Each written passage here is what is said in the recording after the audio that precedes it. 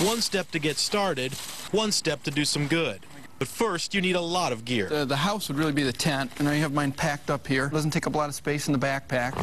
If you don't take care of your feet, you run into a lot of problems on a trail. These have a few miles on them. These are mine. Here's the bedroom, really, which is my sleeping bag.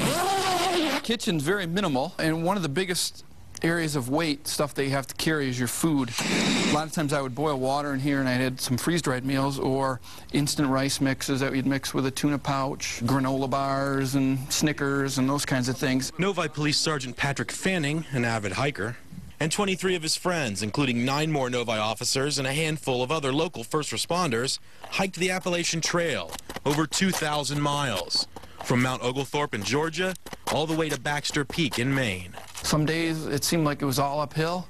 Some days it seemed like it was all downhill. The trail goes along the spine of the Appalachians, through places like Albert Mountain and Rockfish Gap, and Hawk Mountain and Woody Gap, and through all kinds of weather conditions. And one poor soul even had to weather a hurricane. He rode out the remnants of Hurricane Irene as it went through Maine. He spent the night out there in 50-mile-an-hour winds, and he had a tough go, but he made it through.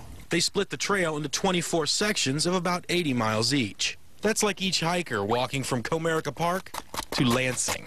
And all this just so Pat could get out of the house more. Spent some time out in the White Mountains, New Hampshire with my oldest son a couple years ago. I wanted to get back out on the Appalachian Trail, and we kind of came up with this charity fundraiser idea, and I thought, well, that would be a good reason for my wife to agree to let me get out of the house for a week or two at a time. Of course he's kidding. It's for a great cause.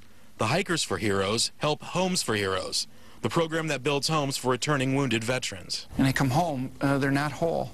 And I think what Homes for Our Troops does is to help, maybe can't make them whole, but help them adapt and come back to life in America and honor that sacrifice that they made for all of us. And with north of $24,000 raised this year, Lieutenant Fanning says they'll definitely do it again next year.